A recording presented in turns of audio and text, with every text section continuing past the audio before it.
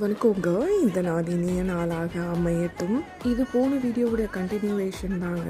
இந்த சேவையிலேயே எப்படி தக்காளி சேவை பண்ணுறதுன்னு தான் நம்ம இன்றைக்கி பார்க்க போகிறோம். இதுக்கு ஒரு வானலியில் 2 ஸ்பூன் எண்ணெய், கடுகு, உளுந்தம்பருப்பு, கடலைப்பருப்பு போட்டு தாளிச்சுக்கோங்க. ஒரு கொத்து கருவேப்பிலை போட்டுக்கோங்க. காரத்துக்கு ஏற்ற மாதிரி வரமிளகாய், 2 பெரிய வெங்காயம் சிறுசாக கட் பண்ணி சேர்த்துக்கோங்க. உப்பு போட்டுக்கோங்க. நல்லா வெங்காயம் டிரான்ஸ்பரண்ட் ஆனவொடனே தக்காளி சேர்த்துக்கோங்க. ஒரு ஸ்பூன் மஞ்சள்தூள், திரும்ப தேவையான அளவு உப்பு சேர்த்து சிம்மிலேயே குக் பண்ணுங்க. தக்காளி சுருண்டு எண்ணெய் கொஞ்சம் பிரிஞ்சு வருங்க. அதுக்கப்புறம் நீங்கள் அடுப்பை ஆஃப் பண்ணிடலாம். இடியாப்பம் புளிஞ்சதை கொஞ்சம் நல்லா ஆற விட்டு அதுக்கப்புறம் இதில் சேர்த்து நல்லா பெரட்டி எடுத்திங்கன்னா சூப்பரான சுவையான தக்காளி சேவை ரெடிங்க. இது ரொம்ப டேஸ்ட்டாக இருக்கும்.